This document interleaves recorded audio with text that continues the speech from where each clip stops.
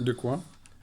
Eh bien, je veux dire, si on pense que le, le modèle classique, dont plus personne ne sait très bien ce qu'est le modèle classique, mais un modèle dans lequel chaque entreprise est repliée sur sa seule activité spécifique, Mhm, n'a peu de forme collaborative avec les autres, mhm. et impliquée occasionnellement et par la bande dans les problèmes de société, je crois que tout le monde se rend compte que ce modèle-là n'est pas le bon. Oui, Mais comment est-ce que se fait le dialogue avec les puissances publiques qui contribuent à modifier ces paramètres euh, est une question vraiment difficile. Et quand, sûrement quand vous parlez avec Claire Failly, c'était le même cas avec son prédécesseur Gossois, ils ont fait beaucoup pour être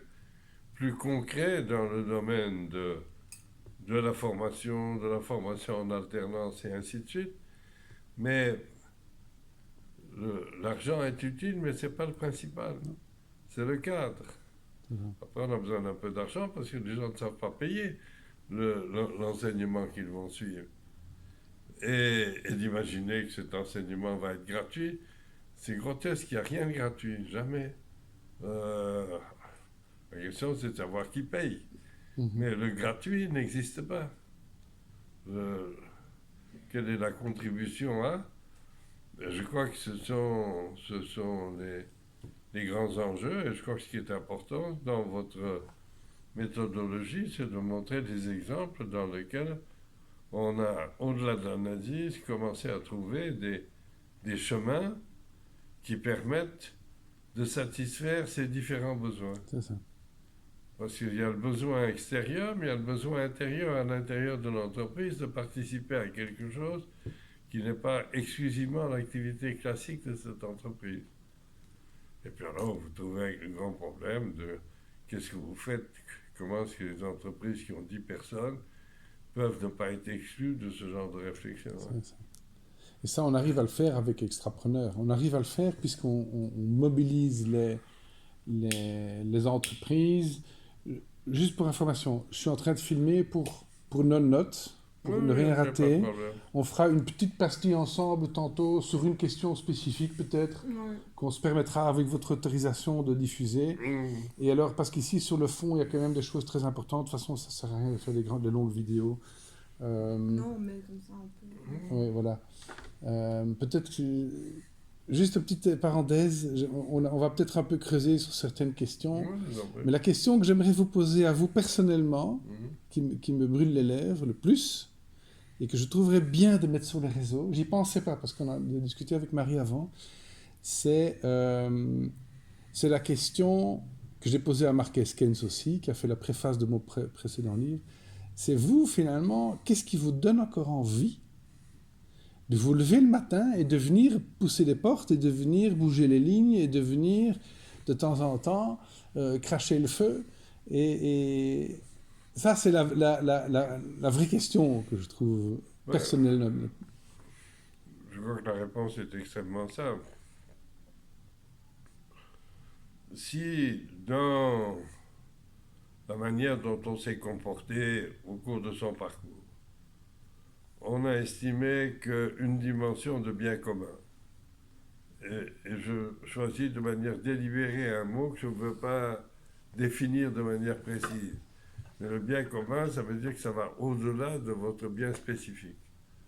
Et que vous croyez que c'est important, et que si la vie vous a donné le privilège d'être mêlé à pas mal de choses, à quoi ça sert d'avoir de l'expérience si on ne peut pas la partager?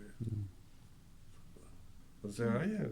Si on est malade tout seul, qu'est-ce qu'on va faire? On va écrire ses mémoires, se féliciter chaque matin, et ça va servir à quoi? Et je pense que cette continuité, c'est le, le désir de partager et d'apporter aux autres, puis ils le feront à leur manière, mais de partager aux autres des convictions que votre expérience a confirmées tout au long de votre parcours. Ah ben, merci beaucoup. Merci beaucoup. Raisons un peu plus loin, si vous voulez bien. Donc, face à ces enjeux historiques que nous avons calculés d'ailleurs, on a fait un exercice, tiens, on va calculer un peu tout ce que ça va coûter sur 12 ans, tous ces SDGs et ces grands enjeux, le bâti public, la formation. On est à au-delà de 9 000 milliards, enfin bref, de sommes. On ne réglera pas un problème par un problème. Mais face à tous ces enjeux, quels sont selon vous les obstacles pour les gouvernements, pour les entreprises, pour être capables, les citoyens, de gérer ces enjeux de façon plus intelligente et collaborative?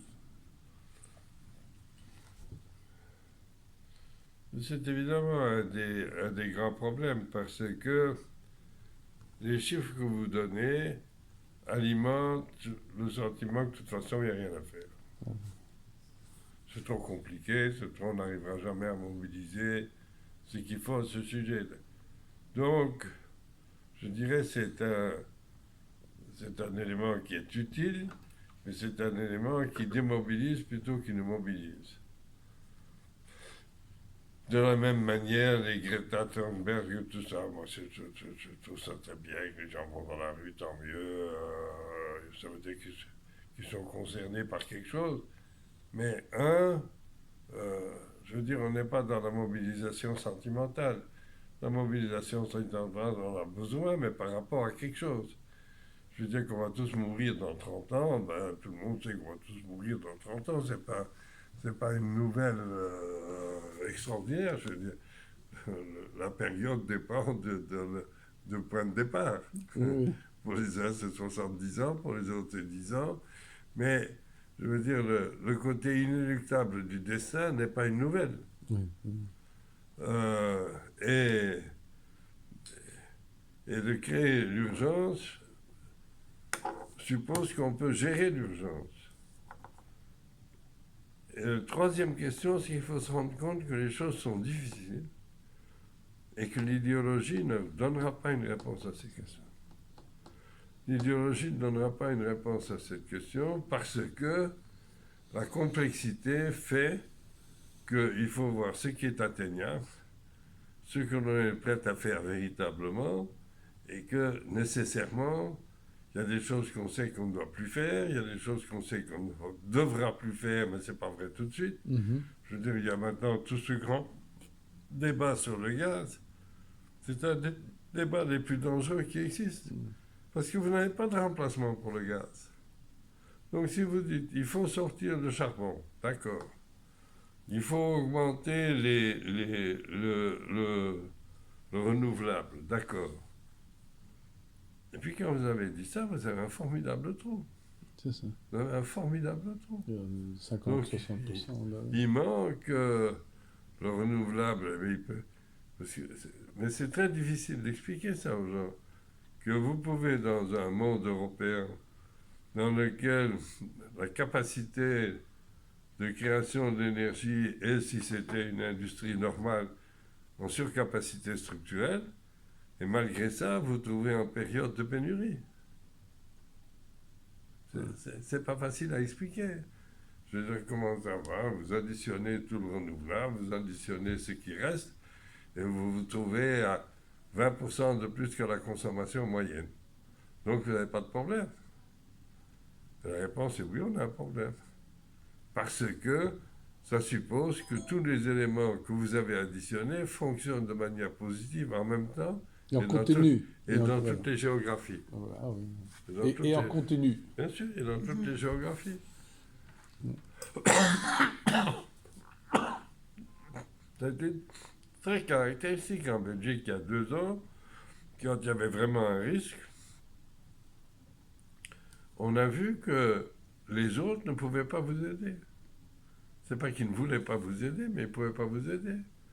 La capacité d'importer de l'Allemagne n'existait pas. Mm-hmm. La capacité d'importer plus du Pays-Bas n'existait pas compte tenu de ces gens. Donc il a fallu décider que vous réorientez dans votre propre modèle un certain nombre de flux. Et donc des choses que vous vendiez, vous ne les vendez plus, vous les consommez. Mmh. Vous pouvez faire ça une fois. Parce que économiquement, en faisant ça, ça vous coûte de l'argent. Mhm. Parce que c'est plus rentable de le vendre à quelqu'un d'autre que de le vendre à vous-même. Mhm. Et que vous vous trouvez dans une situation où personne n'est responsable de la sécurité d'approvisionnement. Mhm. Pourquoi est-ce que personne n'est responsable de la sécurité d'approvisionnement? Parce que dans son idéologie, la Commission européenne a décidé qu'il fallait séparer la production et la distribution. Mhm. Nous, ici, comme producteurs, fondamentalement, moi je ne suis responsable que des gens avec lesquels j'ai un contrat. Ah oui. Les gens avec lesquels je n'ai pas un contrat, je ne suis pas responsable s'ils donnent de l'électricité ou non. Par contre, au niveau de l'État, la situation est complètement difficile, différente. Et donc, tout ça n'est pas réglé. Mhm. Tu sais quoi, est-ce que tu es d'accord de te mettre peut-être à côté de Monsieur le Vicomte pour poser la prochaine question? Comme ça, on peut passer à une question importante et intéressante. J'aimerais bien t'avoir dans le champ, du coup.